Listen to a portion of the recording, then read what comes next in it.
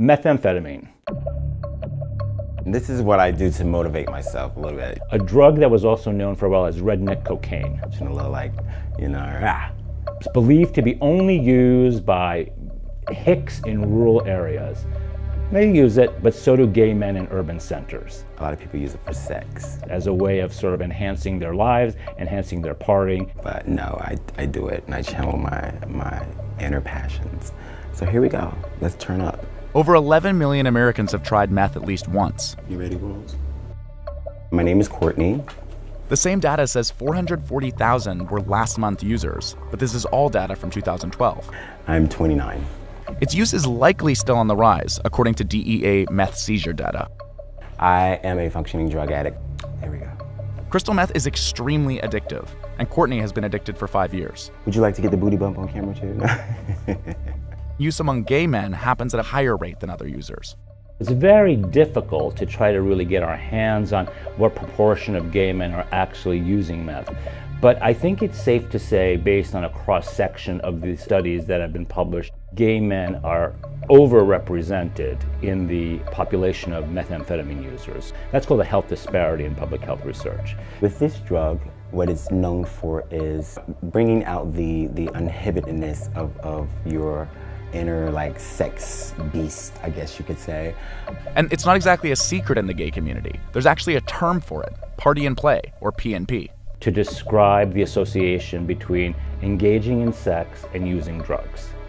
9 times out of 10 it is meth when you're partying, The reason that meth use allows individuals to stay up for 2 days or 3 days and have marathon sex is because it's speed. Meth use has been viewed as a causing factor of HIV.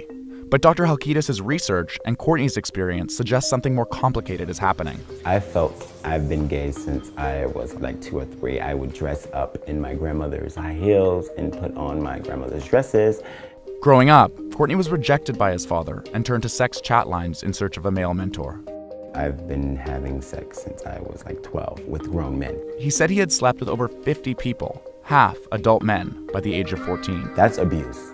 That's sexual abuse. By 21 years old, Courtney found out he was HIV positive, and 3 years later, he tried meth for the first time. I was 24 years old in Atlanta, Georgia. I had broken up with my ex. I found out I was HIV positive. It's nothing mattered to me. I wanted to get away. I wanted to take my mind off of me being positive. It took the hurt away, in the most part.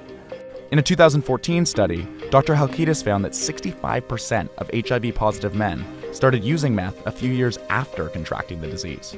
There's a theory, multiple minority stress theory, that argues the higher the number of memberships in minority groups that you have, the more likely you are to have health consequences. Because you are living in a society that discriminates against you or stigmatizes you because of your race, because of your sexual orientation, because of your HIV status, and because of your economic means. And taken together, those 4 factors create a reality for someone that is not a particularly nice reality.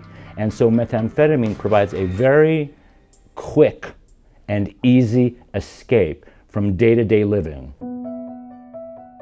After 5 years, Courtney is finally telling family members about his addiction and trying to stop. It just took for him to really come out to let us know. So basically now my thing is, like I said, do more things on helping him quit. But of course, quitting and staying clean is a struggle. The typical treatment for meth addiction is behavioral therapy, basically Alcoholics Anonymous for meth. And at the park with his cousin, Courtney bumped into a former heroin addict who had similar advice. September 4th, 7 years. Congratulations. Congratulations. How about you? I'm currently using. Oh yeah? Yes, Okay. off and on, but Yeah. it's a everyday. It's a process, and it's a. Yeah, man. I mean, that's why meetings and shit, or even just talking to people who have a similar problem is it, because it's an isolatory disease. Being clean this long, I can tell you, it's the greatest, it's the best thing that ever happened to me. Sobriety is something that you gotta want to do. You gotta want to be sober. You gotta want to take those steps to move forward and have a functioning life. Drugs, they ruin people. They ruin lives.